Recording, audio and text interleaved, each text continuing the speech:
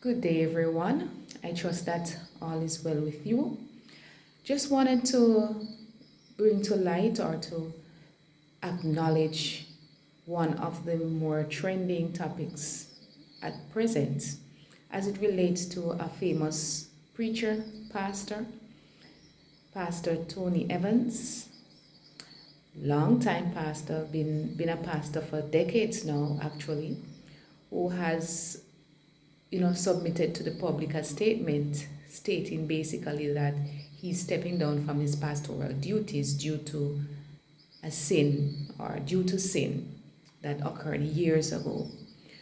Now everybody's having their take on it. Oh, what did he do, and so forth, so on. Is that the focus when we look at God's principles? Is that the focus? What was the sin? Some persons are wondering, how long ago is years ago, considering his family dynamics. He would have gone through the passing of a spouse, remarried. He has raised his children, very successful, all of them, from what we see in the media and so forth. All right. Now, when I read through the different news and the different perspectives, two scriptures came to mind, and I'm going to share them with you. You can have your take on them. Tell me what you think. What is your opinion as it pertains to these two scripture passages? And also, do you have anything to add? Like, what is your perspective? Should he have stepped down? Should he just have continued like so many preachers, so many pastors who some continue in the sin and are not held accountable? Some move away from the sin, move out of the position that they were in. Persons do various things. Leaders, we hear it from time to time. Some of them go undetected, quote unquote, undetected, right? Some of them persons are aware. It's like the white elephant in the room, where persons know that this person doesn't have integrity, or they have done this and they have done that, but they continue in the pulpit, So let me share the two scriptures with you. The first one is Philippians 2, verse 12. And it speaks about working out your salvation with fear and trembling. According to one commenter, it means that believers should strive to obey God and follow His will, knowing that He is the one who enables them to do so, right?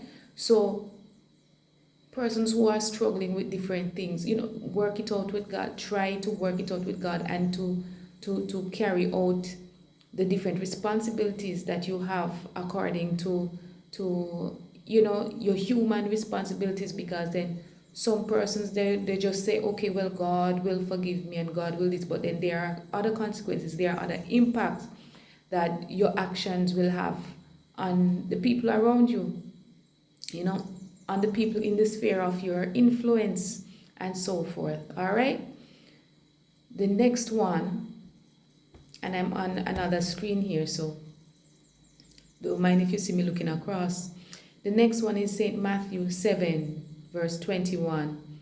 And it says, not everyone who says to me, Lord, Lord, will enter the kingdom of heaven, but only the one who does the will of my Father who is in heaven. Right? So those two scriptures, read them through for yourself. What is your take on the situation? Right?